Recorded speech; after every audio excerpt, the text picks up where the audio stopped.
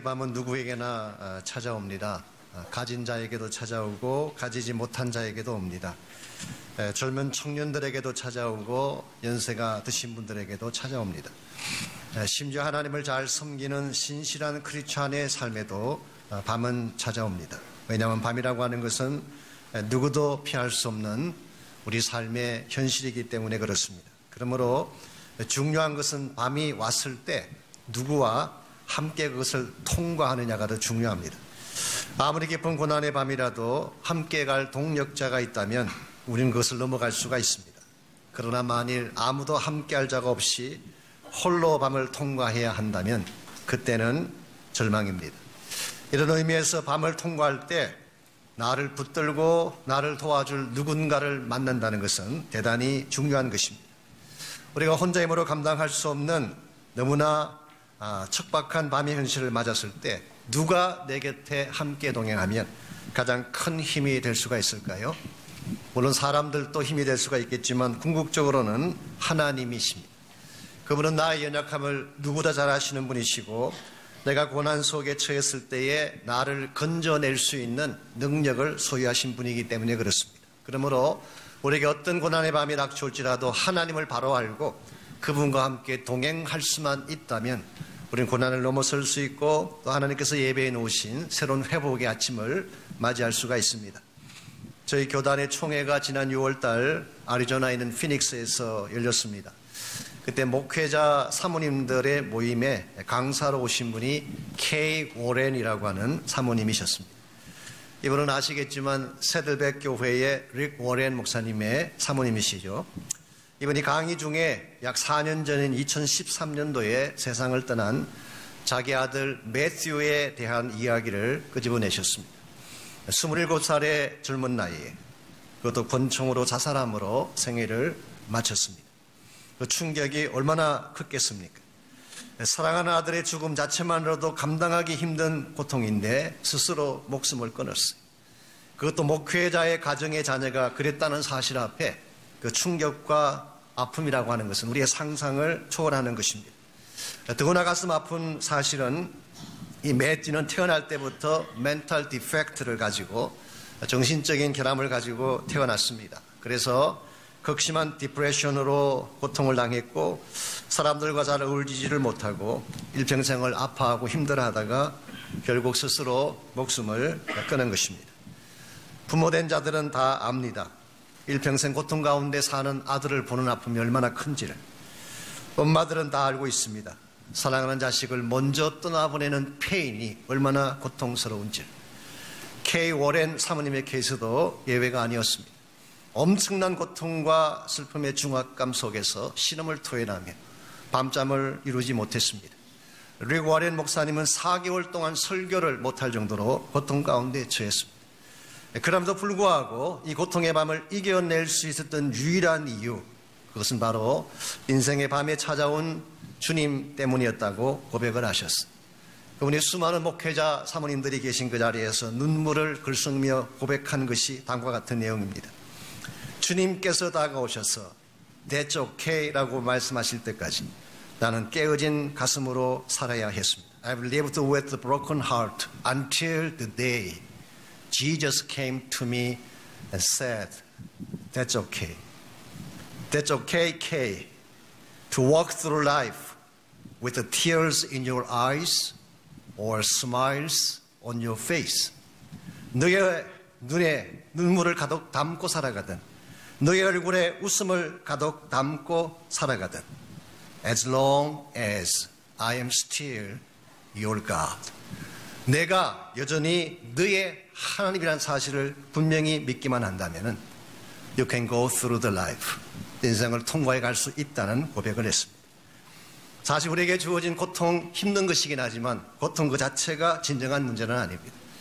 우리 인생 속에 갑자기 찾아온 밤 두렵긴 하지만 밤 자체가 진정한 문제는 아닙니다. 이 밤을 누구와 함께 가느냐가 진정한 문제입니다.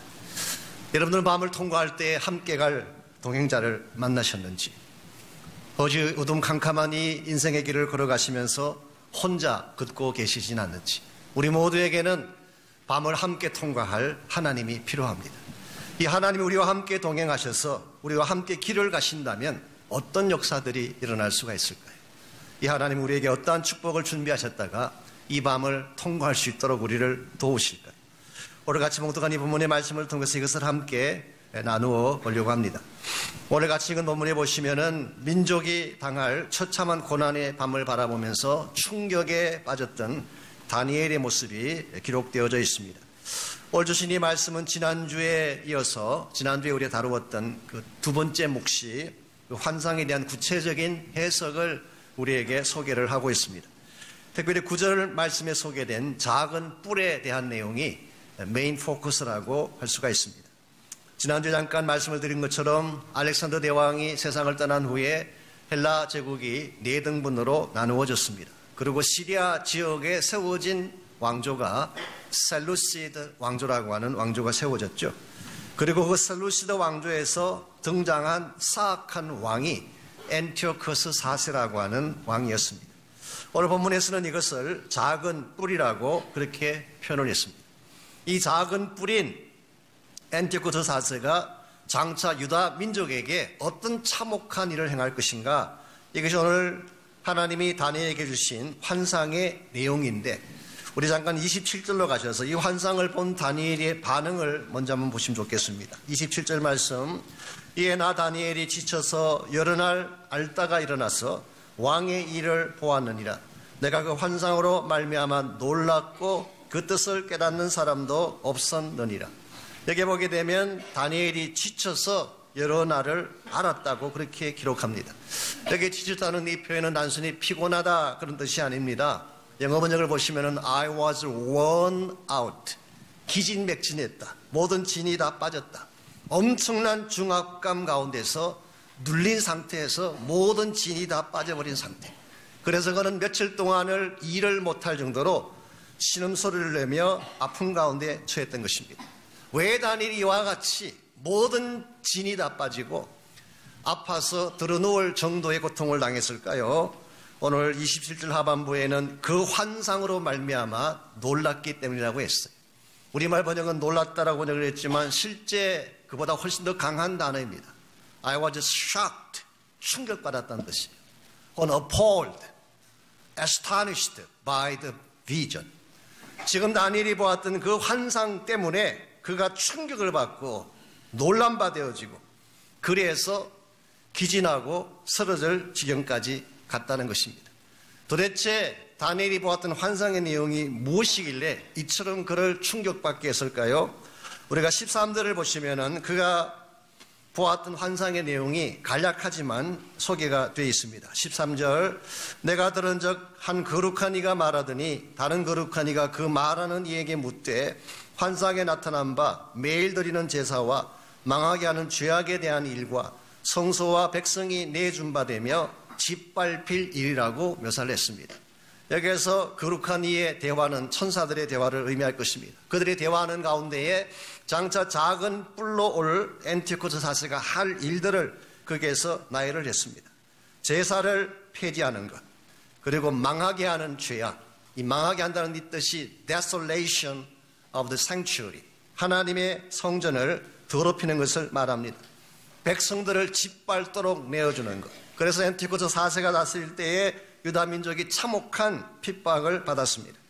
제가 조금 더 구체적으로 정리해드리자면 이 엔티오커스 4세는 유대 종교를 말살하기 위해서, 유대인의 가슴에서 하나님이라고 하는 단어를 철저하게 지워버리기 위해서 할 수 없을 정도의 극심한 조치를 취했어요.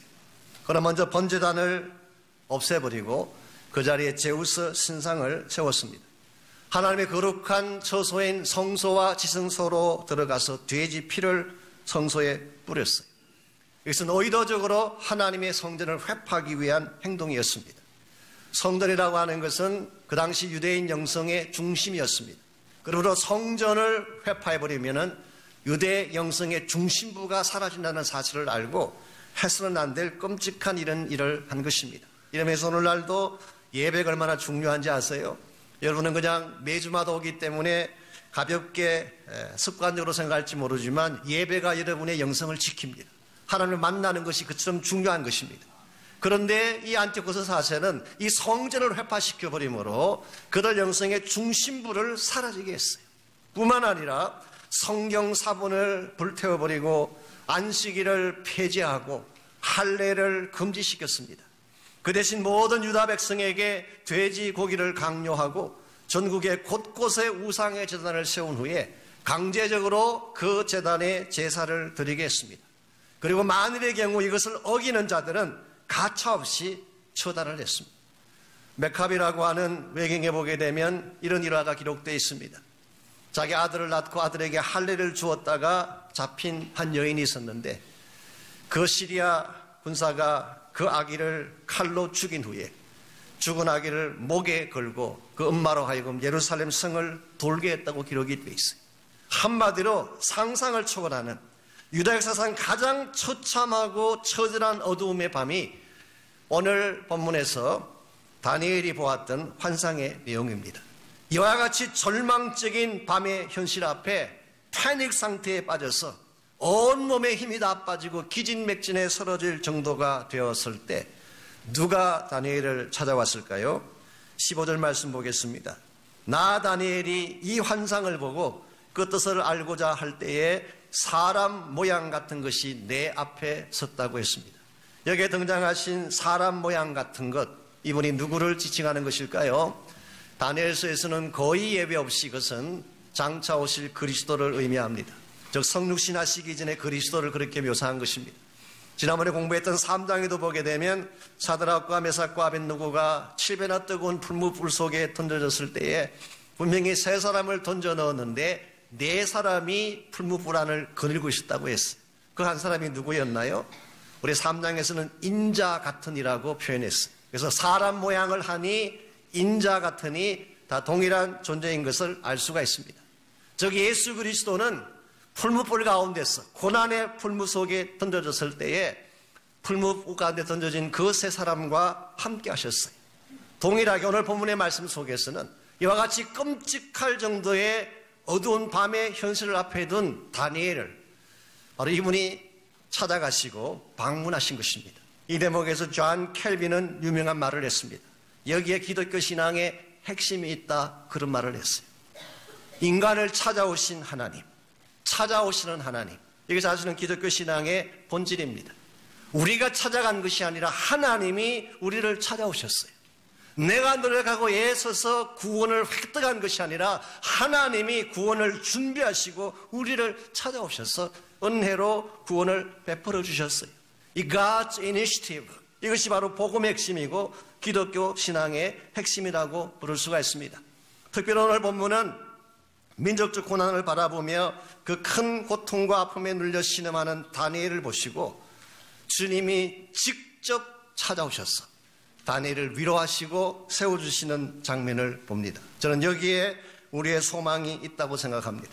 우리 인생 가운데도 고난의 밤이 찾아오죠. 여러분 가운데도 제가 다 알지는 못하지만 maybe 여러분 가운데도 끝이 보이지 않는 고난의 밤을 통과하는 분이 계실지도 모릅니다. 그때 우리도 모르는 사이에 하나님은 어디 계시는가, 나의 아픔을 알기나 하시는가, 그렇게 반문을 하지만 하나님 알고 계세요. 고난 나간 여러분을 보고 계세요. 그리고 때가 되면 여러분에게 찾아오십니다. 그 좋은 예가 마가복음 6장 48절에 소개되어 있습니다. 한밤중에 제자들이 갈릴리 호수를 지나가다가 호수 한가운데서 갑자기 풍랑을 만나게 됐습니다.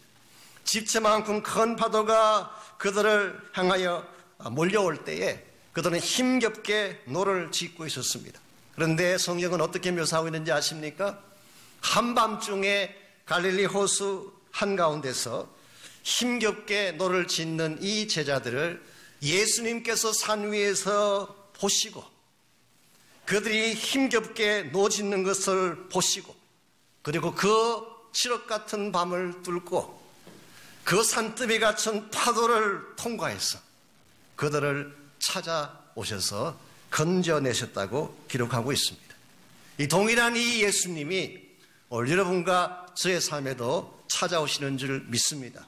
우리가 당하는 고통의 정도가 어떠할지라도 나를 향하여 공격하고 있는 어둠의 권세가 어느 정도일지라도 주님은 우리를 그냥 내버려 두시지 않으시고 찾아오십니다. 그리고 우리가 이 어둠을 이길 수 있는 적절한 조치를 반드시 취해 주십니다.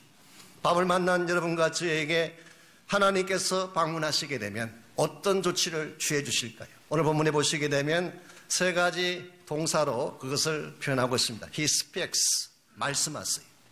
두 번째는 He touches, 만져주십니다. 그 세 번째로 He breaks, 깨뜨려 주시고 뚫어 주세요.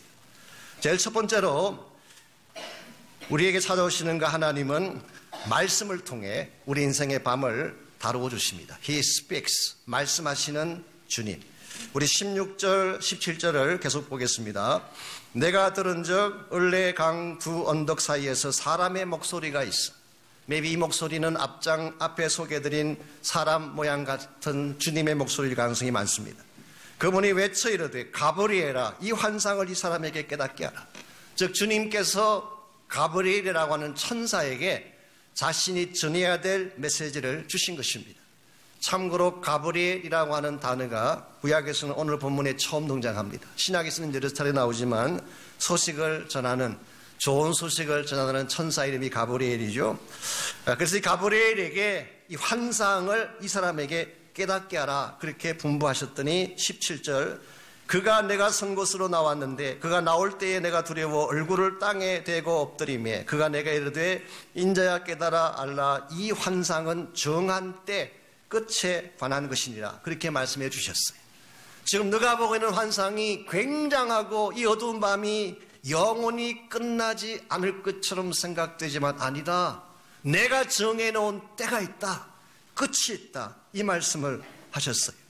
여기서 정한 때의 끝이라고 하는 것은 maybe 아마 궁극적으로는 인류 역사의 종말을 의미할 수 있습니다.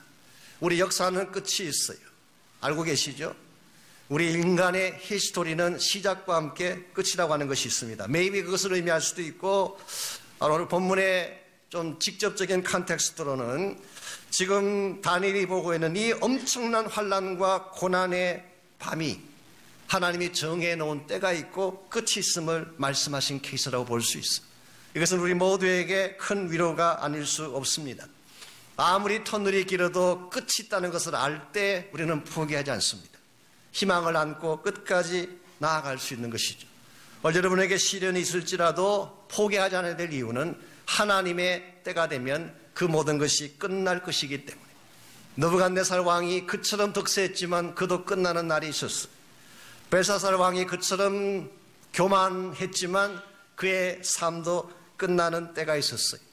오늘 본문에 등장하고 있는 엔티오코스 4세도 마찬가지입니다. 그가 그렇게 난폭한 행보를 계속할 줄 알았지만 하나님이 정해 놓으신 정한 때가 있었어요.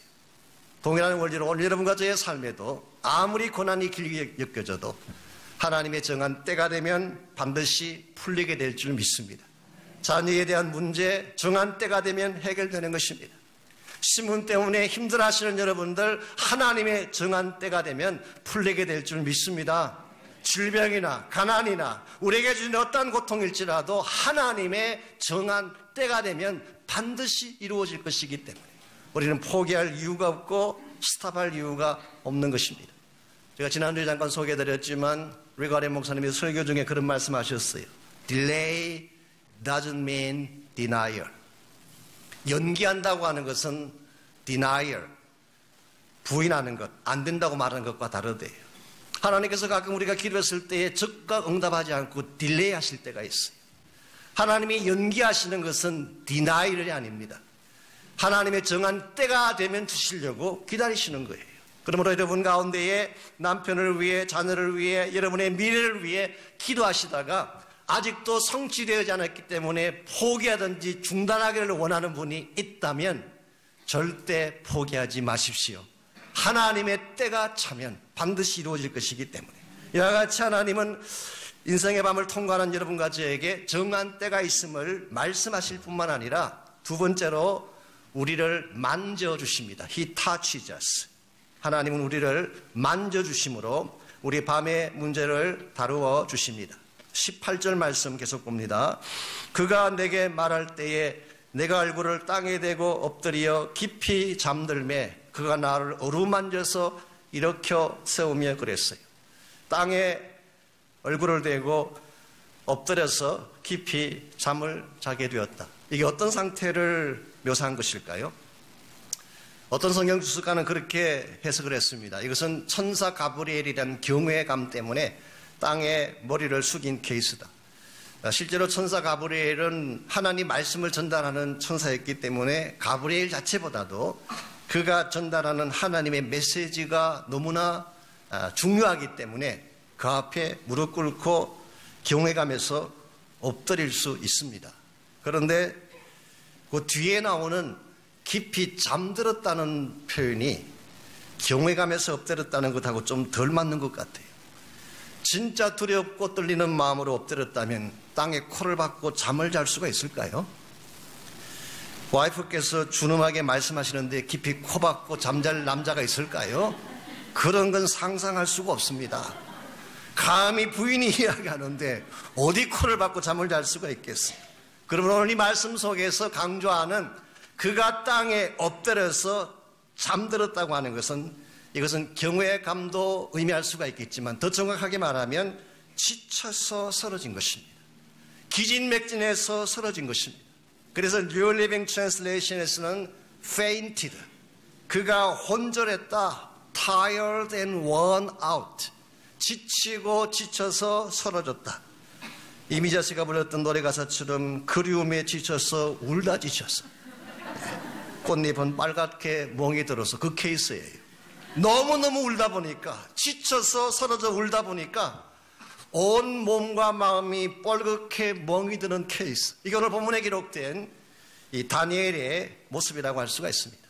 이와 같이 원아웃되고 페인티드 되어지고 다시는 일어날 기력조차 없이 쓰러져 무너져 있을 때에 누가 다니엘을 찾아오셨을까요?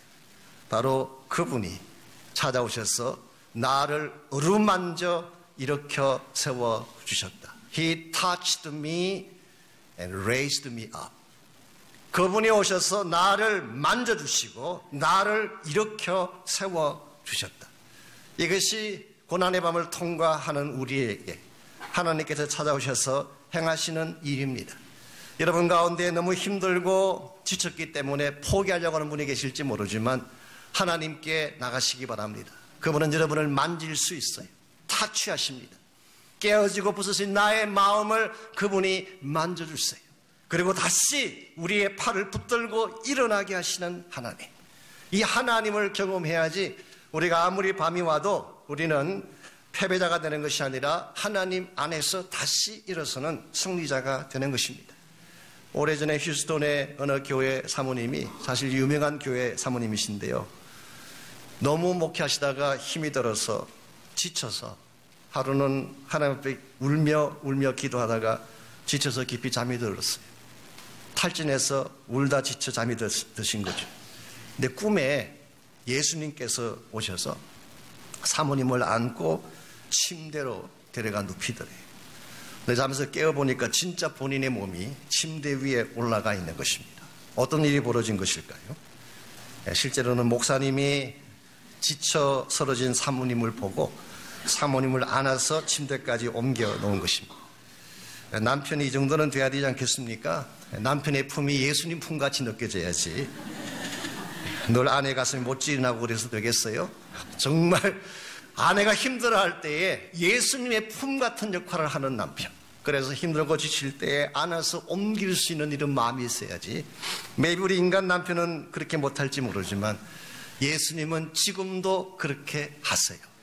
여러분이 아무리 지치고 피곤해서 쓰러져도 여러분을 다시 안아 일으킬 수 있는 분, 바로 이분이 우리를 사랑하시는 하나님이십니다. 이런 면에서 아무리 피곤하고 힘들어도 여러분 스스로 홀로 울고만 있지 말고 주님께로 나아가시기를 바랍니다. 그분의 품 안에서 기도하고 하나님을 부르시기를 바랍니다. 그때 하나님께서 우리의 마음도 만져주시고 우리에게 에너지도 공급해 주셔서 일어나게 하시는 것이죠.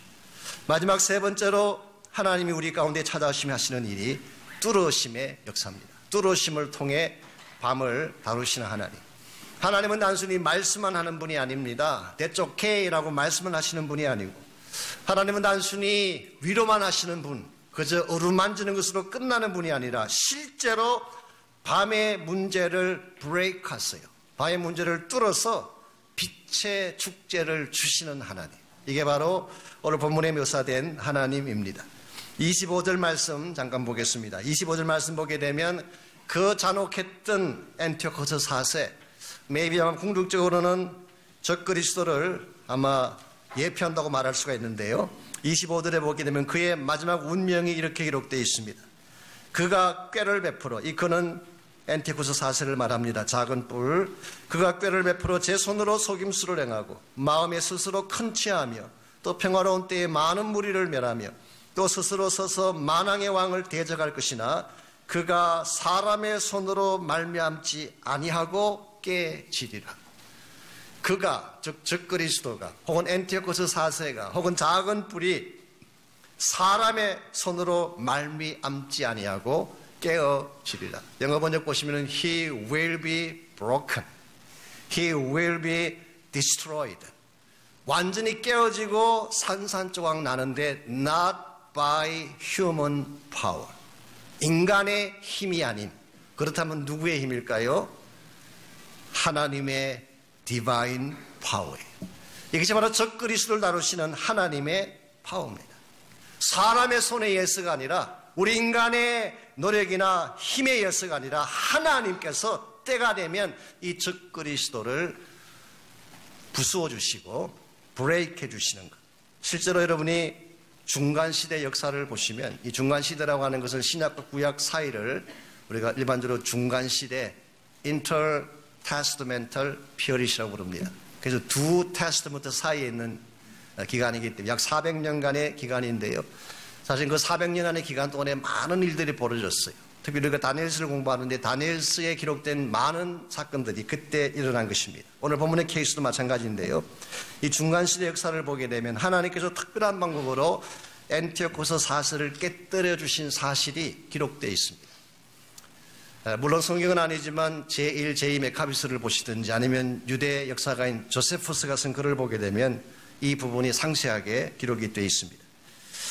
안티오코스 4세가 중앙에서부터 사람들을 각지로 보내가지고 각 지역에 우상 숭배하는 제단을 만들고 우상 제사를 드리게 했어요.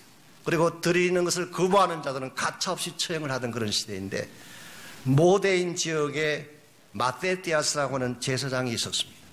이분은 우상 숭배를 위해 만들어 놓은 제단을 박살내버리고 시리아 중앙에서 내려온 사신들을 칼로 찔러 죽여버리는 거예요.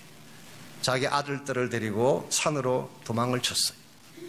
그때에 지난주 소개해드렸던 경건한 자들, 해시딤이라고 부르는 우리 제이 메카비스 14장 6절에 기록되어 있습니다. The pious ones, 경건한 자들.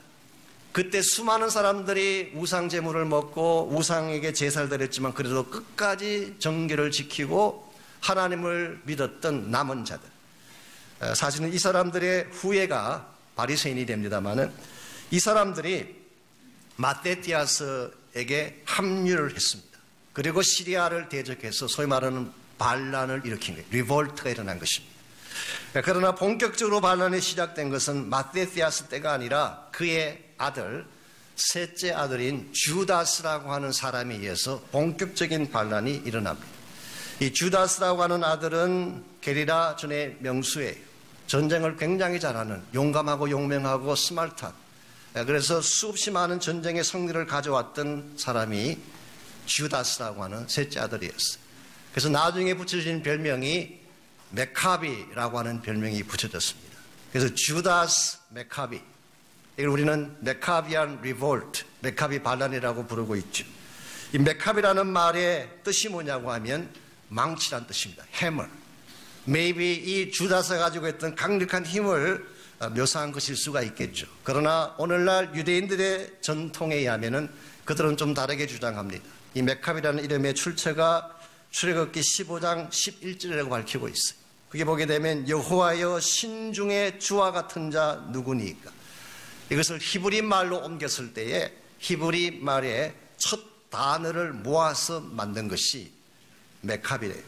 미 카모카 벨렘 야훼라고 하는, 이것의 첫 글자를 따서 만든 것이 메카비가 됐다고 합니다. Anyway, 이 주다스 메카비는 굉장한 능력을 가진 전투가였습니다. 그래서 그가 이끄는 군대가 주전 165년도에 엠마오 전투에서 시리아 군대를 격파하고 드디어 시리아 군사를 예루살렘에서 쫓아냈어요. 그리고 당당하게 예루살렘을 입성합니다. 주다스 메카비와 유대인들이 예루살렘 성을 입성했을 때에 제일 먼저 한 일이 뭘까요?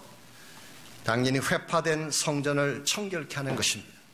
제우스 신상을 제거해버리고 돼지피로 얼룩졌던 그 성소를 깨끗하게 씻어내고 그리고 하나님을 향한 번제 제단을 다시 세우고 성전을 거룩한 처소로 다시 만든 후에 하나님 앞에 그 성전을 봉헌해 드렸어요.